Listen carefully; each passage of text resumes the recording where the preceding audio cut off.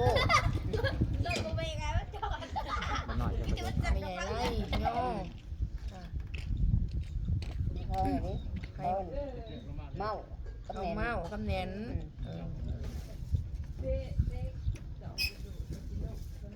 บ้านน้อยก็สิเขา วัน มัน ป้า ให้เขาสั่งหน่อยเขาปุ้ยหนัง อร่อยปุ้ยอยู่นะ กูเขาไปเห็ดเบียด ก็เพราะว่าพวกเพราะว่าแล้ว เขาว่า วันน้อยกับเขาเลยเก้า เรื่องเขาไม่เก้า เนี่ยโมแหละ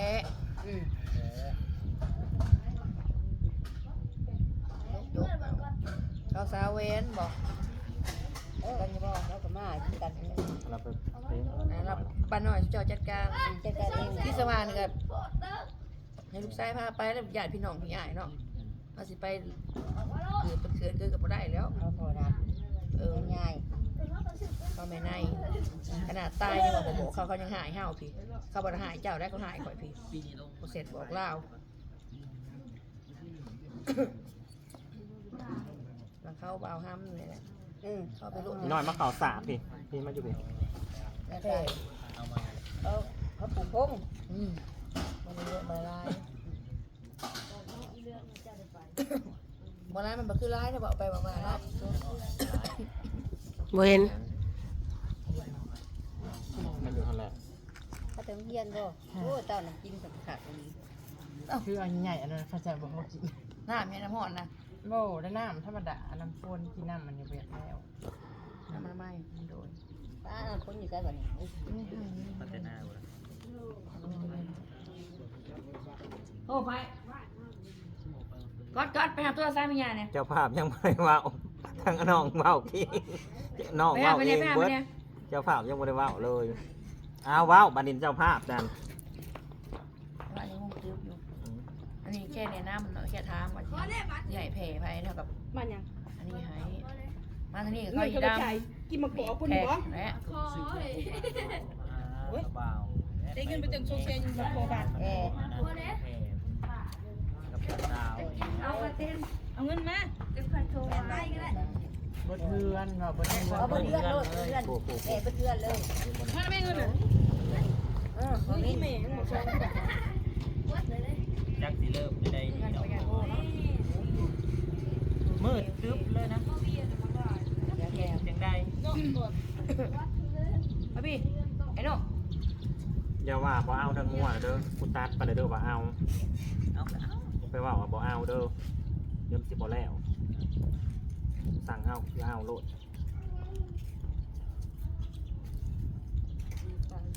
อันแก้มฟ้องนะ ให้มันแล้วในตอนนี้ นี่จะไปใส่แบบพวก 3 ปีผมจังว่าใหม่ 3 ปี 3 เดือนว่ายังถึงเนาะ ยังงงอ่ะบัด วันที่ 4 พี่น้องผู้ใดอยากร่วมทำบุญกับ สาธุนะครับสร้างกระทานน้ำพอเบา สังฆทานสื่อโบแมนทำบุญพี่น้องสังฆทานทอนดูเก็บไว้ ต้นเทศเนาะ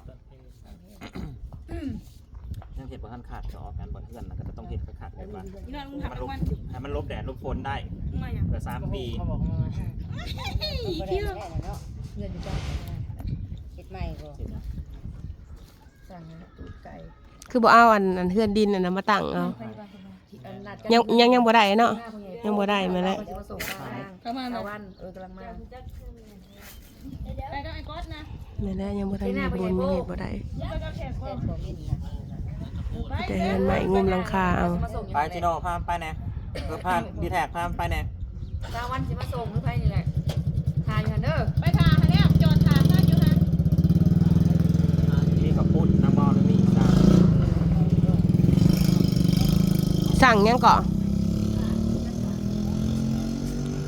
บ่นะเทนเขาปีกปลาหมึกอยู่บ่ หวานและหมักแห้งแต่หวานคือหวาน เราแบบว่า เบาเอาหวาน ตะวันสักครู่เนาะ มันบ่เป็น เพราะมันจะไม่แจกนี่แจก ตะวันง่าย คนเป็นหวานเนี่ยเรา ๆนี่ใช่ดิ กินหวานสิหวานให้กิน มันสักครู่ป่ะ หวานจังคู่แล้วเขาลูกสอง ใส่ข้าวซอกกับซอกก็ ป สิ ลาน้ำเอาปลาน้ ก็สิยังให้เห็นงัวน้ำนะ ำปลานิ่นน้ แม่ว่า ลาวผัดคือมอบินว่าแล้วเนาะอยากได้งัวตัวนึงกับเพื่อนล้างนึงแต่วันนี้เขาสมมติว่าเอาปลา เฮ็ด เอา ใหม่ ไก่ เด้อบัดนี้เด้อเฮ็ดใหม่ เพื่อนนะ แม่นเอาใหญ่พัน ถ้ามันกว้างนี่นี่ เอาประมาณนี้นะนี่ให้มันลบแดดลบฝนลบกันให้มันนี่ตั้งสิ สีล้างสีใหญ่ๆเนี่ยเนาะ อ่า ก็ถึงขันซูงปะนั่น เอาสำใดนั่นสำเพื่อนได้หั่นนะ จักรที่เอาก็มีเลย บัดนี้เราเว้ามันนั่นบัดสิไปเอาเป็ดเอาไก่พะย่านมันเนี่ยมันบ่เห็นเนาะเฮาก็ ถ้าสิเห็นหัวนะครับก็ลงมาต่ำอันเอามาต่ำเพียงเอิกนี่ก็ได้ เด็ดที่ แล้ แล้ว ว เห็นหัวหอมนั่น เนาะเพื่อนที่เหาะ3 ปี ย่านแล้วบ่เห็นอ้าวกองงัวมาให้กินเป็ดกินไก่บอกว่าอะไรว่าปะนั่นเนาะ เอาอันนั้นโลดเอาตะนางเวียดโลดอ้อมให้มันแล้ว แม่นเขามี ยังเหลืออยู่ เอาตะนางเวียดอ้อม ไปเหาะไปอันนี้ ตะแดงไป ก็มีอยู่แต่ว่างัวได้บอกกับ สั่งเล่าเดี๋ยวเราก็กลับมาเฮือนคำๆมาจังไปหาเรา กันงัวแปลงกิน พอเลิศแล้วว่ารู้ไปซื้อตลาดก็ได้ บ่ น้ำเทา สั่งงัวให้มันสั่งให้ โอ้ย ก็สั่งมันมาจาก ย่างก็ทีนะ เข้าหูอยู่ ย่างเขาจะเทเอา นี่จับกล่องที่สุด เครื่องเส้นเครื่องหวาน แล้วว่าได้ด้วยแล้ว เออสแต็กกับทรายกินซะ มันก็จะมีพวกหมูพวกห้างพวกอย่างไรเราจีจ้ามาสด เอ้าใช้คารามันก็กินผู้เดียวน่ะ 3 คนมาต้องไปอย่ากินบ้านตัว มะหูทานเพิ่น อยากกระแตกเป็นเลย โอ้ ต้นดองมันเห็นดอกลำไหนอันนี้ก็ น้ำเขากาก เป็นอันจับ พวกมาจากไป ตาลุงเกิด เยอะเมื่อเอาควรก็ได้ก็ได้ เอามาเข้าไปน่ะเนาะเอาไปจับหอน่ะก็ แล้ว กระ ก็ จับ ซื้ออันเนื้อมากันเอาไปขายปลากระเหลี่ยมหนอ เรามียาว หันมาจกใจกล่อง แม่เอาไปดองพูดยากจะบ้าน อะไรมอสเขากินกระปุ้นว่าอะไรนะ แต่ว่ากระดูกก็เอาบ้าอันนี้รอเนาะ หลวงพ่อเบิร์ดใช่ไหมยังหลวงพ่อผู้ทำโต๊ะผู้อะไรอยากมาเบิร์ด ไปดูข้าวกระจายเนาะ อยากมาเบิร์ดเดี๋ยวที่ว่าซิวเอามาโบราณแบบว่าหลวงพ่ออยากกลับบ้านเบิร์ดบอกให้เรือไอ้ช่างเลย ตอนแรกคุณจะบอกจะจับบับไปตายยังอยู่พูด เออ ได้ได้แฮะ สรุปกระดูกนะเอามาจนเบิดบ่ เบิร์ด เอามาจน เบิดกูสิทธิ์เลย กะโต๊ะส่วน ทุกส่วนว่าง่ายๆนะ สวัสดีพี่น้อง โอ้อยากมาบ้านเนาะโอ้ย ตั้งซื้อคิดตัวซีดแล้วก็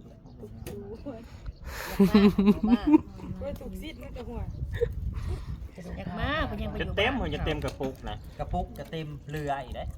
อยู่ในผ่าขาวก็มีแต่ก็อยู่ในอันนั้นน่ะ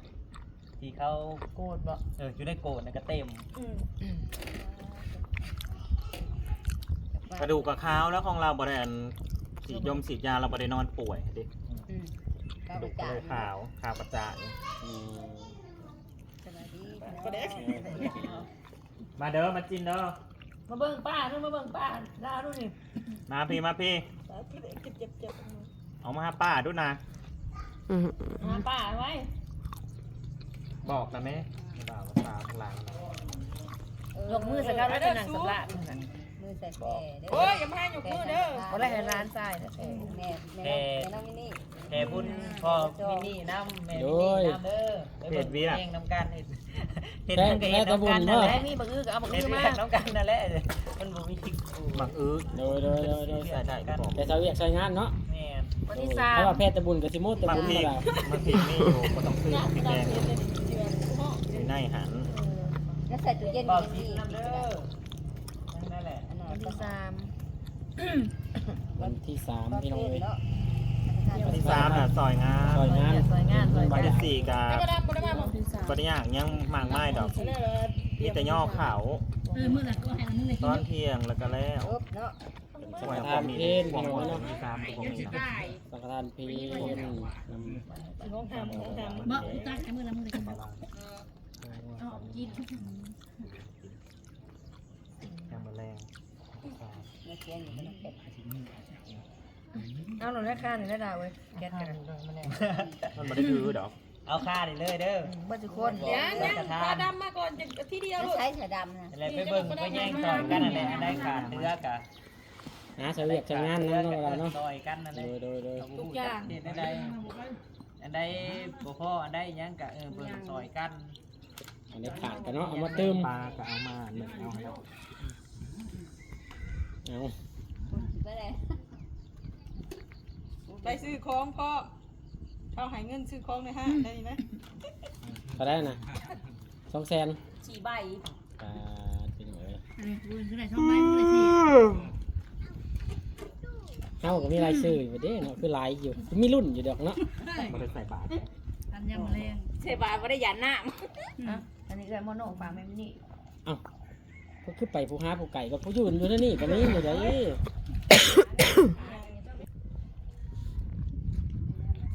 บ้านเสือเมียเด้อกับสีขาวนะเด้อเอิ้นว่าสุกี้ค่ะมันเอาปืนเสือเมียเอาไว้ก่อนลูกเอามาไว้ก่อนจะเข้าไปเอา เอาเงินมาให้ล้านหนึ่งจะติดยังไปเฮ็ดสิจะได้ไปเฮ็ด ใช่คนนะ เราอยู่ไสปะ ตามคนมาที่นี่ เราอยู่ไส สองคนละหนึ่ง ชอบกันไปจักนี่จะนี่ก็ว่าเอ้ยว่าจะได้กับ มีเบอร์โทรให้เขาบอกสา เป็นหน้าก็ดี อยากจะแจ้งให้ FC ทุกคนทุกท่านได้ทราบกันว่าพ่อบ่าวดาวเนี่ยเคยมีลูกมีเมียมาแล้วทุกคนแต่พี่สาวฉันน่ะเอาพอห้าง เรามีลูกอยู่3 คน โอ้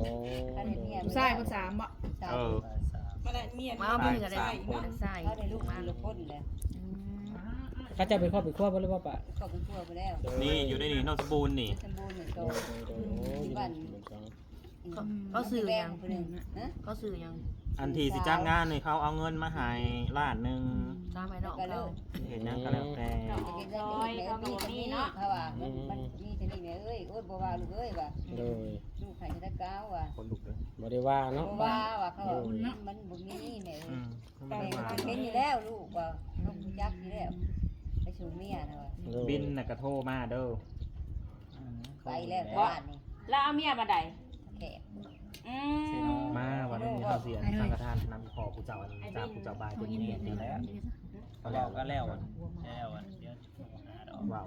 เวิร์นแบบ แล้วแล้วเขาก็สำลาบาสีเผา จนจะที่กูจะนี่เราก็ อืม อ้วนบ่ได้นึกนะว่าห้องน้ำมันจะเป็นแบบนั้นกูก็ได้บอกห้องน้ำอยู่ลงไม่ได้เท่เอ๊ะ ไปไหว้เด้อ ถือเนาะ ถึบ ไม่ว่าบริษีมีปาก บ่ดำ ของหน้ามันมีปาก ไปไหว้ไว้ มันก็แต่ว่ามันถึบมันแคบๆแล้วมันแบบ มันถือแคบๆนะห้องน้ำนะอันนี้ก็กำแพงบ่อันนี้ก็ห้องน้ำ เดี๋ยวมากินอันนี้แทนรถ ห้องน้ำก็อยู่ในรัง ช่วยมันหาย รังของเฒ่าแก่อยู่ก็อยู่ในรังของมันเข้าอันก็เจ้าน้อง ได้จากใบเนาะ ยัง จ้างกูยังบ่ฮู้ ย่าง มึง ไป ไปซื้ออยู่มึง กูย่างก็บอก กู ว่า ยังบ่ได้ฮู้ว่ากูมาเขาโกนกูมาซื่อ ห้องน้ำก็มอนอนนะทำรถ ต่างแต่มีน้ำกัน บ่ไอเข็มต่างแต่ว่าบ่ได้ติด จางเจอบอลติด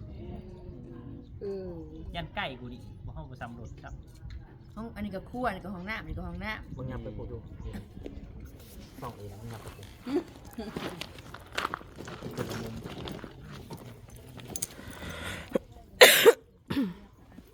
สู้เอาเงินมานะแม่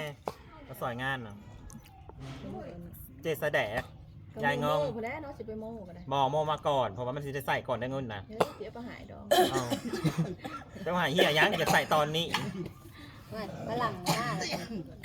เอากินเด้อเราดิไอ้จอย แท้เด้อฝรั่งเลย ดูทางบ่ได้แน่เบิกเขาได้สะสู ไปโชว์เวียบงานนี่แหละ ได้หน่อยได้แผ่นนี้รถนอน นอนอยู่แล้ว เราบอกแพ้เอ้ยยังไปหูมึงนะเฮ้ย แล้วมาเอาเงินแม่ มาเอาเงินนี่เฮ้ย เอาไปส่ง มาแล้วพี่น้อง มันกล่องทางมันดุลุกขึ้นมาได้ฮะ จะได้เท่าไหร่นะ ได้4 ใบ 4 ใบ ดีไว้อีกแล้ว พี่น้องว่าเฮาบ่มาก่อนแล้วยังบ่มีรายชื่ออยู่ ให้อาหารคนละเฮ้ย เอาไอ้เด้อ เงินกูเฮ้ย เอาไอ้ เงินกูนี่ ดีมีแห้งหาได้อยู่กับเพื่อนของน้องบ้านนานๆ เสียง เล บ่มี ย เสียงบ่มี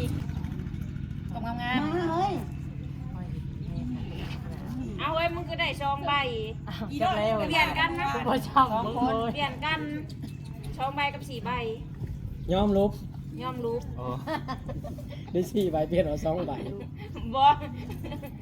ยอม พี่ รู้ น้อยมันได้หน่อยกว่าสู้นะ จะซ่องใบ บ้านโอ้ยซีมันเฮายืงเหรอ เฮ้ยไปกินว่ะ บ่อ่ะ วันที่ ไปเดี๋ยววันที่ โอ้ 3 ใจเย็นใจเย็น แล้ววันที่3ตอนไป2ไป3อีกแล้ว หมายแพ้เด้อเฮ้ยว่าซั่นบ่ วันที่3เนาะดาว จักคน บ่ายโมงเนาะ แต่ก็ยอมลาบอยู่ ต้องไป พี่น้อง เตรียม เอ้ย เตรียม ยอมลาบอยู่ว่าเอ้ยแล้วก็เข้มแข็งอยู่เด้อก็เข้มแข็งหลายเติบ เอาอะไรเนาะ อืม เอาไปให้กระเจ้าเกี่ยว ดีแล้วที่เข้มแข็งนะดีที่เข้มแข็งมันจังแบบว่า เข็มแข็งย้อน จังบ่มีอิหยังมาเฮ็ดเฮาได้อีเด้อืม ใช่แล้วพี่จะแม่จับมันได้2คัน ใจผมเหมือนมันจะไข่ไปกระเทือน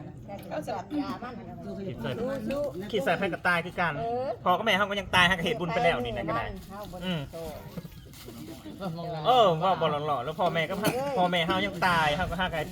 ทำบุญให้แล้วนี่ เรื่อยกินตาไปนอนเดี๋ยวกูมื้อไปนักบ่ไปขึ้นเหมือนตั้งกองบุญอย่างไร ไป ใครแน่อันเว้นให้อันเฮาได้พักผ่อนพี่น้องโอ้ยกำลังสั่นเฮาละนอนมื้อหนึงกับคืนนึงก็จะได้อิ่ม บ้ามันเป็นนอนบ่อิ่มเลย